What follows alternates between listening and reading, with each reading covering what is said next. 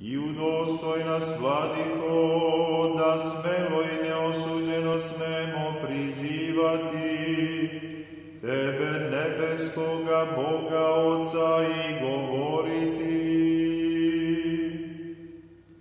Oče naš koji si na nebesima, da se sveti ime Tvoje, da dođe carstvo Tvoje, da bude volja Tvoja i na zemlji kao na nebu. Hleb naš nasušni daj nam danas i oprosti nam dugove naše kao što i mi opraštamo dužnicima svojim. I ne uvedi nas u iskušenje, no izbavi nas od zloga. Jer je Tvoje carstvo i sila i slava, Oca i Sina i